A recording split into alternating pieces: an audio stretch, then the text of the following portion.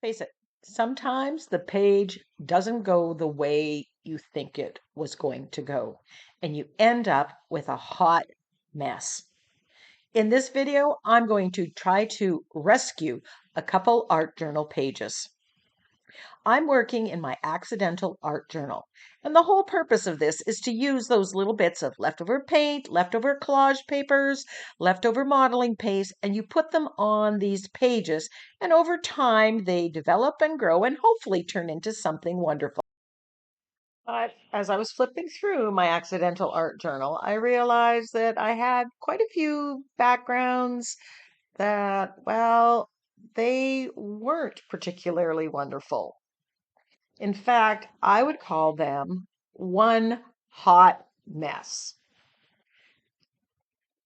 Sometimes they're just that hot mess. Sometimes they're lacking something, and you simply don't know what the next step is. And so they sit and they wait. So let's work on a couple of these pages and see if we can save them. There's really nothing to lose. We could just rip them out now, but let's give it a try to see if we can save them. One of the ways to knock back what's there and try to save a page is to just brayer on some color. And I'm brayering on white paint here. I'm knocking back that blue and red. I'm not sure what I was thinking when I applied it. Doesn't matter. Now I've knocked it back. I've kind of neutralized that background. Then I'm bringing out the red again. Now, there's red in the background. You say, well, Karen, why would you just put the red back in? Well, I kind of challenged myself to keep the colors close to what they were, but make it more cohesive, work it together. So here I'm just using my finger and putting that red on there. Because the blue has been so neutralized and the red, I'm liking this a little bit better, but admittedly, it has a ways to go if I'm going to save it. Red is also something that I find very difficult to work with, so I'm challenging myself. Another way to cover up what you don't like would be to collage papers over it. These are numbers that I've just typed on the computer, blown up to whatever size on the computer setting, and printed them off. They make great collage papers. And as I'm placing this on there, which is pushing back some of the other stuff, adding that interesting pattern of the numbers, I'm beginning to like this background for the first time. There was absolutely nothing to like about where this started.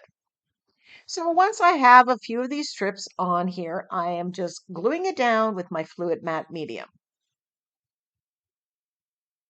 Now with these pages, I'm trying to save the backgrounds. I have no idea where I'm going to go with a focal image or how it's going to end up, or even if I'm going to put the focal image on. I would just be happy to save the day. Now, here is the technique of softening the edges with gesso or making it kind of foggy and ethereal. This softens the edges, blends the collage papers with the paint. It just, I think, turns it more from something that has things glued on it and paint on it to making it more cohesive.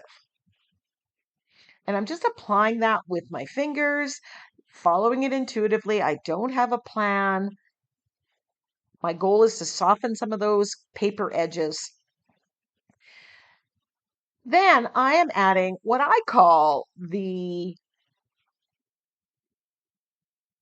universal donor of paints, and that's my Naples yellow. Naples yellow, I think, goes with every color, and I really like the addition with the red. I think it just adds a lot to this page, to this background, and again, I'm liking what I'm seeing. Of course, anything would have been an improvement, right? But this is all about experimenting in the accidental art journal. Now, another thing that we can do when we're trying to save a page is do something that you love. And my dot stamp, I absolutely love it. So I grabbed it. I'm using that same Naples yellow, going over some of the red areas. And again, this is becoming a very interesting, multi-layered background. I'm loving how those numbers are showing up, adding that black to the background. Then I decide I want to stick to blue, but I'm changing up the blue to more of a turquoise. And I grab one of my foam um, stamps, DIY stamps, and I'm stamping the circles. I like the dot stamp, so I'm stamping the circles with this. And oh, this is just the right thing, I think. So I've started with red and blue, and I still have that red and blue in there, but I've added to it, and I've made a background that I think I can work with. I think I could find focal images on here. I love that turquoise on there, that pop of color. It goes well with the Naples yellow and with the red. And I'm going to have to remember this color combo for another background. So off to the side, I have the envelope to a pattern, Butterwick pattern, and they have some girls on there. So I'm just going to cut this one out. Her bathing suit is the close to the turquoise, but she seemed a little small on the page, so I went and grabbed some butterflies. I've got the turquoise one and I've got the red one. I auditioned both of them, but I opt with the size of the turquoise one and the color. This really makes my red in the background a very much a secondary color here. Now I decide maybe I'm just going to use the body of the girl for the body of the butterfly. So I cut off the legs. Then I don't really like the look. So I decide that, I'll just glue the legs back on and maybe paint them down because she was missing one leg of the way the pattern. I'm gluing the butterfly down with my gel medium. I think the butterfly looks great on that page. And I put the girl on, reattached the legs, and we now have a focal image. And we're ready to get to the finishing part of the art journal page. I grabbed my Winged Wonders sentiment pack and I flipped through that and I find I wanted something a little bit bigger. I didn't want to have to print out anything and change the sizing. So I grabbed the word believe, auditioning it. Where does it look best? And then I decide there's just too much white on it, so I'm kind of bubble cutting around it.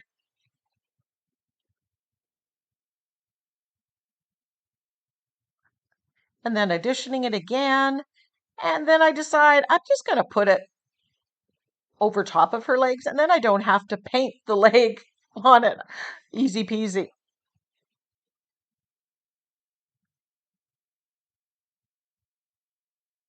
I grab my angle brush and some black acrylic paint, and I'm just shading the edges.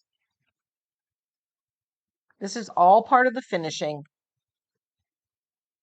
It frames the page, sets it off.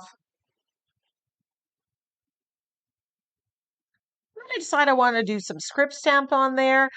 You know what? I mean, it doesn't really distract from the page, from the background, but it really didn't add to it either. I'd leave that out if I was doing it again. But you don't know until you know. Now I'm shading on the butterfly using my angle brush and black acrylic paint. This is making the butterfly wings stand out against the background.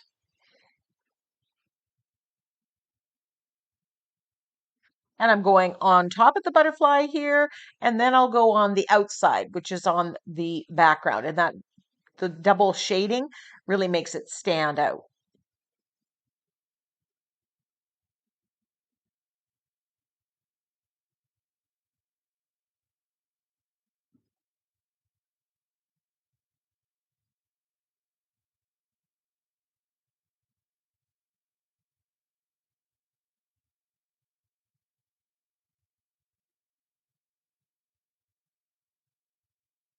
And there I go, shading on the page. That just makes it stand out all the more.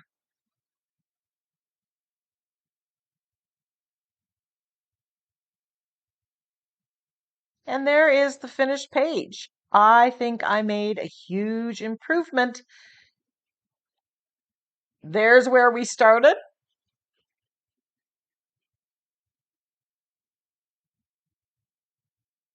And here's where we ended up. Big improvement. So challenge yourself. And I love, love, love this background. I have to remember that for another day.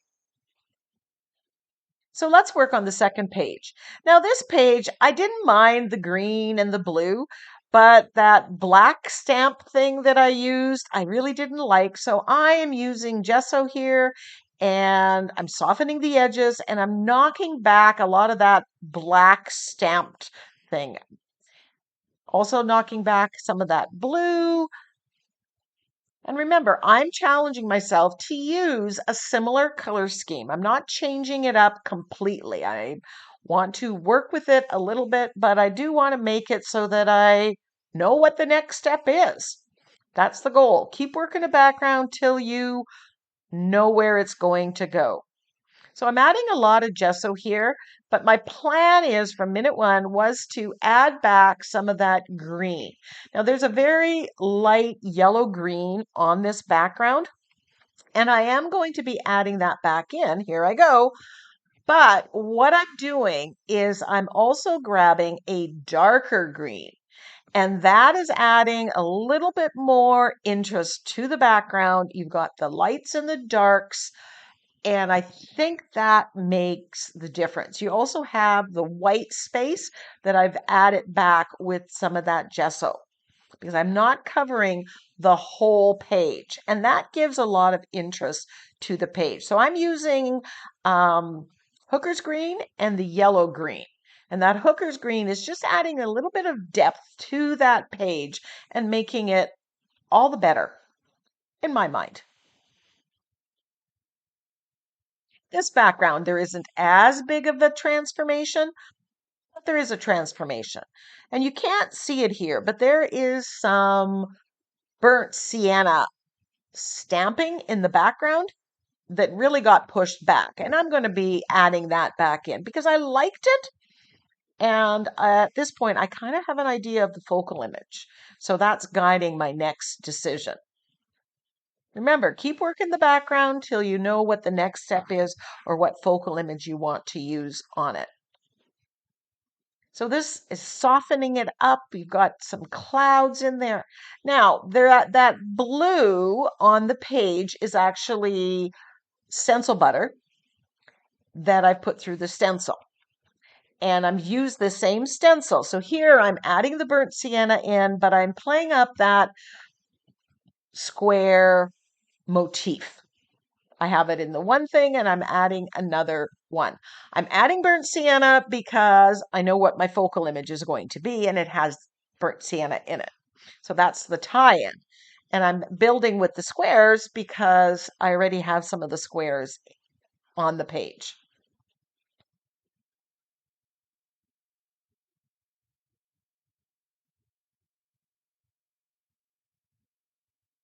And there's my focal image. It is a napkin that I got from NINNYSNAPKINS.com. You can go and check out all her napkins and mixed media supplies.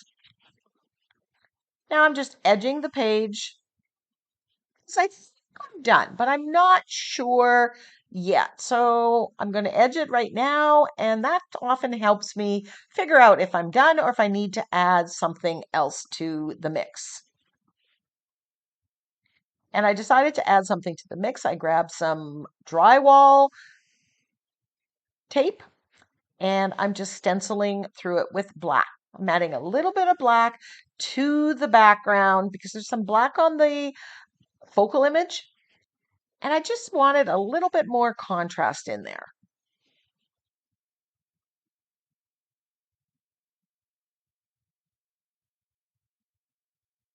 And I'm playing up again the squares, but this is a much smaller square. And there will go the focal image. So I'm not sure exactly where the focal image is going, but I know I need to prepare it. So I peel off the excess layers and I'm going to glue it down onto a piece of scrap copy paper with my fluid matte medium. if I glued it on the background right now, the background stuff would come through the napkin and it would distort the focal image.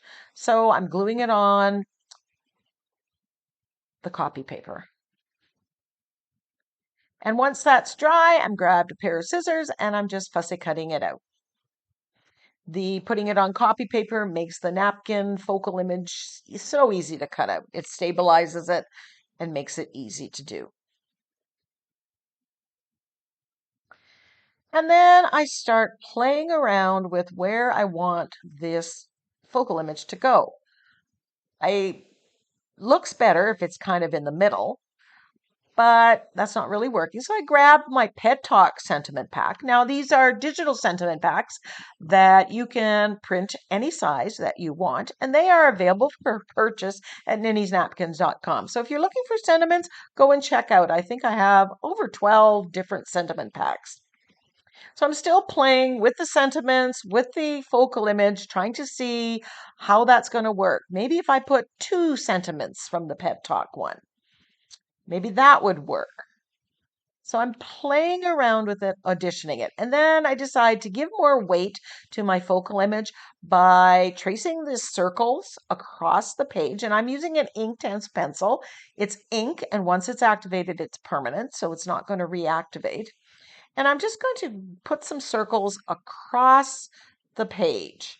And that's going to give a little bit of a background, a little bit of weight to my focal image. So if your focal image is a little small or your background is a little busy, this is something that you can do. So now I'm grabbing black paint on my angle brush and I'm going to activate the Inktense pencil and shade around these circles.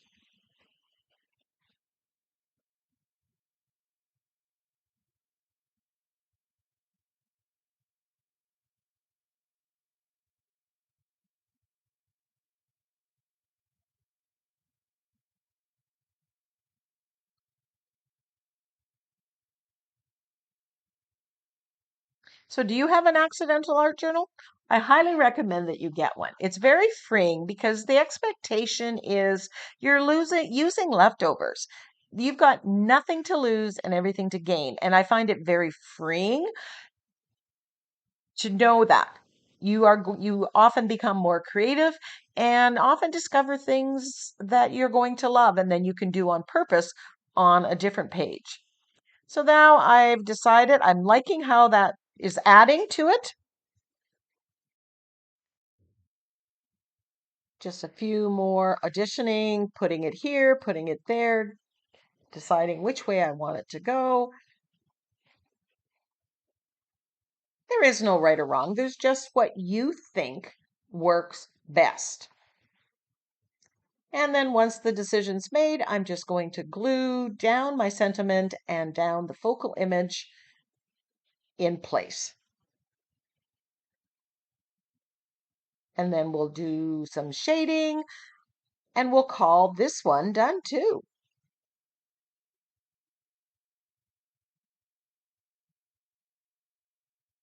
Gluing down the sentiment. Underestimate me, that will be fun. He looks so innocent, that little focal image. And here I go with the angle brush and shading, as you see me do with the first page as well.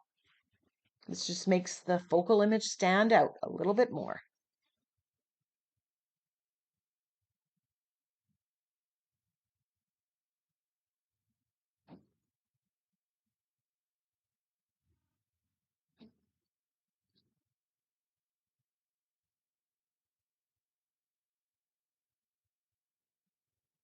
That is such a cute little dog.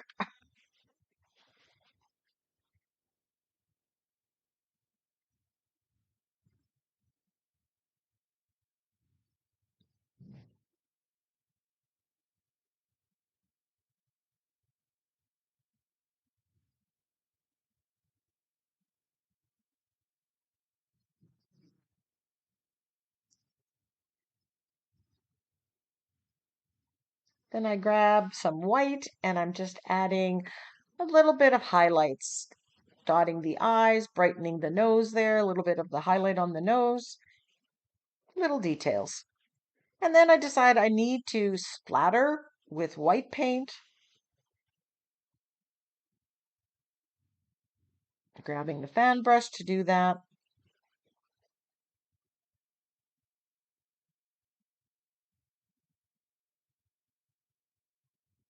So if you would like to see more pages where I save the background and rework it, turning a hot mess into something, let me know in the comment section. There we go. There is the finished page. I love how this all came together, and there's where it started.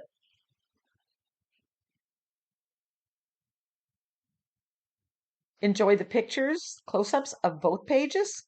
Until next time, go get creative.